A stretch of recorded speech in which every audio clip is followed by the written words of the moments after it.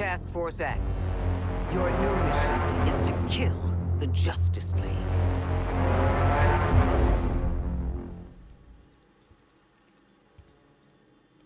Well, here it is. After 3 Batman Arkham games, 1 spin-off, and a decade-long wait between this and the last title in Rocksteady's beloved series, Suicide Squad Kill the Justice League has arrived. Marred in controversy and backlash since it was announced back in 2020, expectations for this live service take on DC's ragtag mercenary team are understandably low. However, considering the calibre of the team that made it, it shouldn't be a surprise to learn that it's not bad. It's just not particularly great either. Suicide Squad Kill the Justice League has the makings of a fun time with friends, true, yet it's one let down by some severely lacking mission design and a monotonous endgame. The good news is that each of the 4 playable heroes are characterised brilliantly. Deadshot, Harley Quinn, King Shark and Captain Boomerang are the unlikely protagonists given the titular task at hand, and Rocksteady has done an excellent job at making each feel, act and play distinctly, at least in terms of traversal and dialogue. I chose to play as Deadshot for the majority of my campaign playthrough, and while the most conventional in terms of the way he handles, his jetpack made getting around a breeze and his nature as a deadly marksman perfectly suited my playstyle. I wish I could say the same for Captain Boomerang, undoubtedly the weakest of the pack in my eyes. While gifting him a touch of the Flash's Speed Force is a good idea in theory, in practice I found constantly teleporting across the Metropolis map to be a bit of a chore. Fortunately, King Shark's giant leaps are fun to pull off, and Harley Quinn adopting Batman's grapple sees her traversal abilities strongly mimic those of the Dark Knight, though without the cape gliding. It's in their movement where the 4 play the most differently, which is expected in a game where the primary mode of interaction is shoot, but still a shame given the wildly different skill set each has in the comics. Why is there no chattering teeth bombs from Harley, or Captain Boomerang using, get this, a boomerang? Rocksteady has tried to add a spice of variety to the Suicide Squad via what's called talents, in which points are placed into each member's 3 different skill trees as they level up. The changes they make to the moment-to-moment combat are minimal at best though, providing minor stat buffs like improved critical hit chance, damage dealt and so on. Augments and different ammo affliction types are far more game-changing in real terms, but they're unlocked separately from the core progression system, forcing you to complete optional squad missions dished out to you by side characters like Penguin, Poison Ivy and Rick Flag. All this being said, the muddled progression experience in no way prevents the act of mowing down legions of Brainiac's underlings from being stupendously enjoyable.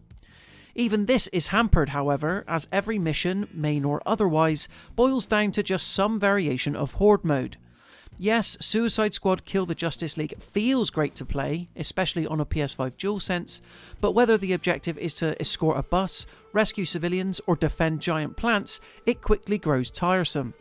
Luckily, the shield system, which requires you to shoot enemies in the legs to gain some back, always keeps the pressure on and lends some tactics to proceedings. Not being able to heal traditionally forced me to think about where and how I was shooting, amidst the admittedly chaotic combat that, at times, is hard to read. Much like Borderlands or Destiny 2 before it, Suicide Squad Kill the Justice League constantly gives you upgrade items, gun modifications, and new weapons for almost everything you do. But the weapons I received were rarely ever better than my notorious level Black Mass sniper rifle. In fact, throughout most of the 10-hour campaign, I barely had to swap any fresh technology in and out at all. This halted the risk of it ever becoming annoying, sure, but led me to question why it was even here at all, in a live service loot-driven shooter. So much emphasis is placed on loot here, yet only occasionally was what I earned good enough to make me ever want to use it. So what about the story? Well, I'd be lying if I said that it didn't have its moments, but there's no question that it pales in comparison to the tales Rocksteady previously weaved in its Batman Arkham trilogy.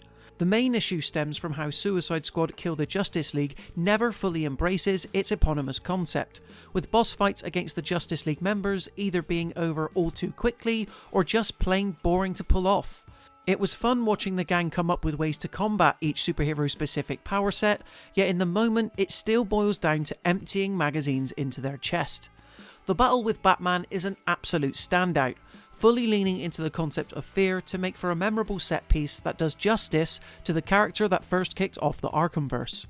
As for the remaining 3, however, they suffer from a severe lack of spectacle.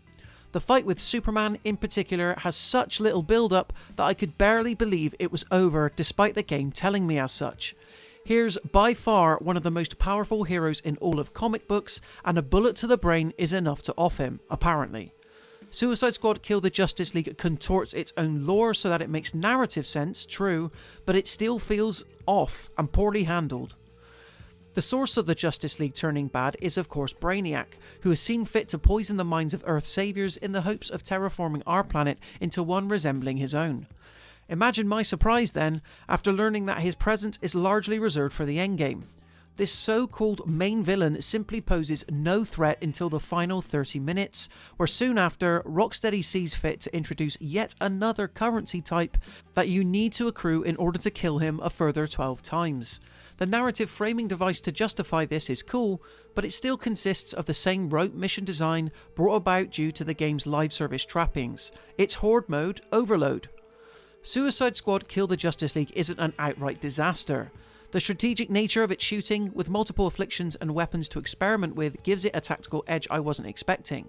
Deadshot and Harley's traversal abilities make getting around Metropolis fun too.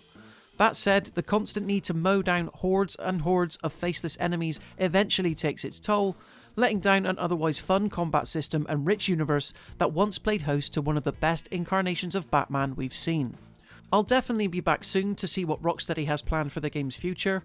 The promise of new characters, such as the Joker, being added in forthcoming seasons has me intrigued, but right now what Suicide Squad Kill the Justice League sorely needs is a mission type that isn't a boring boss battle or a slight variation on horde mode. There's no denying it's a true blast to play in the moment, either by yourself or with friends. It's just that most of the current live service elements feel superfluous at best and borderline underbaked. We at Mirror Gaming give Suicide Squad Kill the Justice League a 3 out of 5. So there you have it for our full thoughts on Suicide Squad. Let us know in the comments section below if you've been enjoying it or if you plan on picking it up. We'd love to hear it. Then, if you enjoyed this video, be sure to leave it a like and consider subscribing to the Mirror Gaming YouTube channel to stay up to date with everything else gaming related. Until next time, thank you so much for watching, and I'll see you in the next one. Did you see that?